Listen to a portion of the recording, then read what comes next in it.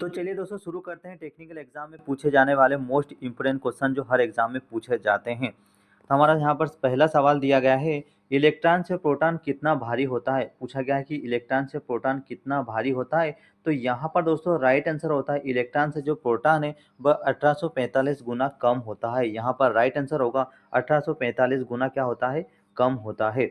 Next question पूछा गया है, मोस्ट इंपोर्टेंट यहाँ पर क्वेश्चन पूछा गया है कि चांदी का गलनांक कितना होता है। राइट आंसर यहाँ पर क्या होगा कि चांदी का गलनांक क्या होता है। इसका जो राइट आंसर होगा वह चांदी का दोस्तों जो गलनांक होता है वह 960 डिग्री सेल्सियस होता है। राइट आंसर होगा 960 डिग्री सेल्सियस चांदी का जो गलनांक है, काफी ज्यादा पूछा जाता है। नेक्स्ट क्वेश्चन है, किसी तार की लंबाई दोगुनी कर दी जाए। अगर किसी तार की लंबाई को दोगुनी कर दी जाए और क्षेत्रफल को भी अगर दोगुना कर दिया जाए तो उसका जो प्रतिरोध होगा वो क्या होगा, दो गुना कम होगा, चार गुना होगा, दो गुना बढ़ेगा या कोई प्रभाव नहीं पड़ेगा। तो दोस्तों यहाँ पर राइट आंसर होगा कोई प्रभाव नहीं पड़ेगा, क्योंकि अगर किसी तार की लंबाई को भी हम दो गुना कर रहे हैं और क्षेत्रफल को भी दो गुना कर रहे हैं तो उसके जो प्रतिरोध में कोई भी प्रभाव नहीं पड़ेगा। तो यहाँ पर राइट आंसर होगा ऑप्शन डी।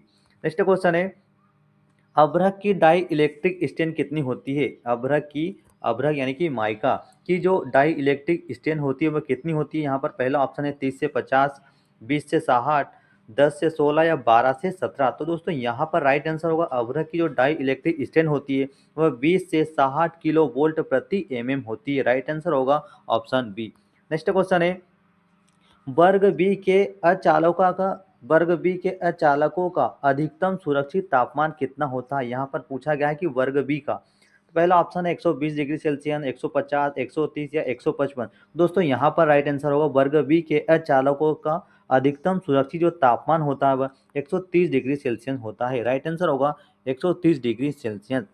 नेक्स्ट क्वेश्चन है, स्विच सॉकेट आदि किस पदार्थ के बनाए जाते हैं। स्विच सॉकेट आदि किस पदार्थ से निर्मित होते हैं। माइकानाइट, पोर्सलिन, बेकेलाइट या एस्बेस्टस। तो दोस्तों यहाँ पर राइट आंसर होगा बेकेलाइट। जितने भी स्विच सॉकेट आदि होते हैं वह एक ही पदार्थ के बनाए जाते हैं और उस पदार्थ का नाम है bakelite, option number C. Next question है, वह विद्युत युक्ति को तीन या तीन से अधिक स्थानों से नियंत्रित करने वाला स्विच क्या कहलाता है। विद्युत युक्ति को तीन या तीन से अधिक स्थानों से नियंत्रित करने वाली युक्ति क्या कहलाती है, स्विच क्या कहलाता है। पहला ऑप्शन है एक पोल, दूसरा है इंटरमीडिएट, दूसरा है दो पोल या फिर यहाँ पर सीलिंग स्विच। तो यहाँ पर दोस्तों क्या होगा कि वह युक्ति दो तीन या अधिक स्थानों से नियंत्रित करने का जो स्विच होता है वह इंटरमीडिएट स्विच होता है। यहाँ पर राइट आंसर होगा option B, option C, intermediate switch. Next question है, किटकेट फ्यूज का एम्पियर परास कितनी होती है। किटकेट फ्यूज की जो एम्पियर परास होती है वह कितनी होती है। 5 से 3000, 15 से 1000 या 60 से 1000 या इनमें से कोई नहीं। दोस्तों यहाँ पर राइट आंसर होगा किटकेट फ्यूज का जो एम्पियर परास होता है वह 5 से 3000 होता है। राइट आंसर होगा 5 से 3000। नेक्स्ट क्वेश्चन है, निम्न में से चांदी का विद्युत रासायनिक तुल्यांक कितना होता है। पूछा गया है कि निम्न में से चांदी का विद्युत रासायनिक तुल्यांक कितना होता है। पहला ऑप्शन है 0.18, 1.18, 1.118 या फिर कोई नहीं। तो दोस्तों यहाँ पर राइट आंसर होगा चांदी का जो विद्युत रासायनिक तुल्यांक होता है वह 1.18 मिलीग्राम प्रति कूलाम होता है। राइट आंसर होगा ऑप्शन बी। नेक्स्ट क्वेश्चन है दोस्तों, आपेक्षित घनत्व मापने वाला यंत्र क्या कहलाता है। आपेक्षित घनत्व मापने वाला यंत्र क्या कहलाता है। पहला ऑप्शन है पायरोमीटर, थर्मामीटर, हाइड्रोमीटर या वोल्टमीटर। तो दोस्तों आपेक्षित घनत्व नापने वाला जो यंत्र है वह कहलाता है हाइड्रोमीटर। राइट आंसर होगा यहाँ पर हाइड्रोमीटर आपेक्षित घनत्व को मापता है। नेक्स्ट क्वेश्चन है, आपेक्षित घनत्व की इकाई क्या होती है। आपेक्षित घनत्व की क्या इकाई होती है। दोस्तों याद रखना, आपेक्षित घनत्व की कोई इकाई नहीं होती है। आपेक्षित घनत्व की कोई भी इकाई नहीं होती है। तो राइट आंसर होगा option number D.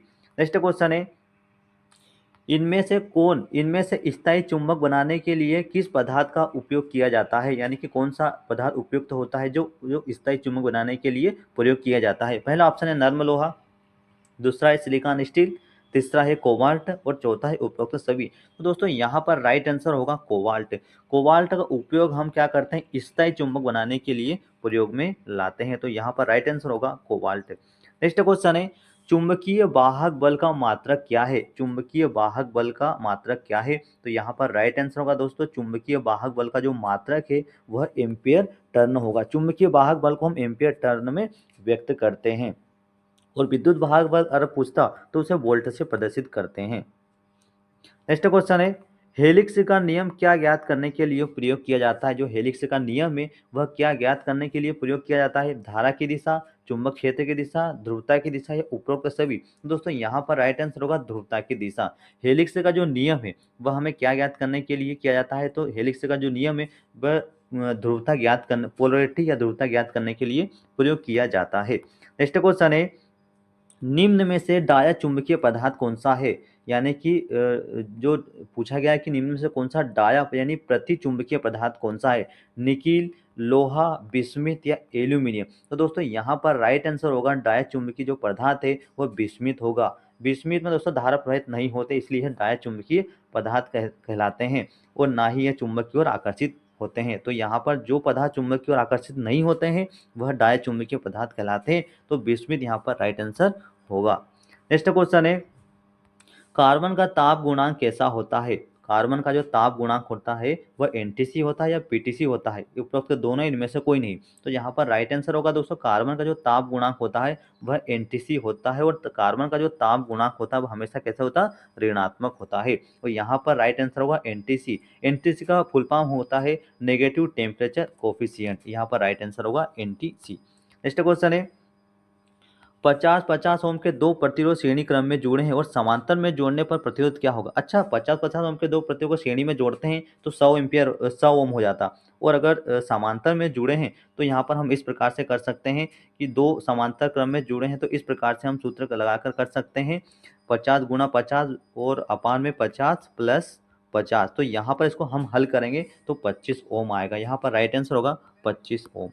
Next question है दोस्तों, किरचॉफ के नियमानुसार परिपथ संगम पर धारा होती है। किरचॉफ के नियमानुसार परिपथ के संगम पर धारा क्या होती है? यहाँ पर जो संगम है वहाँ पर धारा क्या होती है? कुल योग के बराबर, आने वाली धारा और जाने वाली धारा के योग के बराबर, या फिर शून्य, इनमें से कोई नहीं। तो दोस्तों किरचॉफ के अगर नियम के अनुसार हम बात करें तो संगम पर जो नोड पर जो धारा होती है वह क्या होती है? वह शून्य होती है। यहाँ पर राइट आंसर होगा शून्य।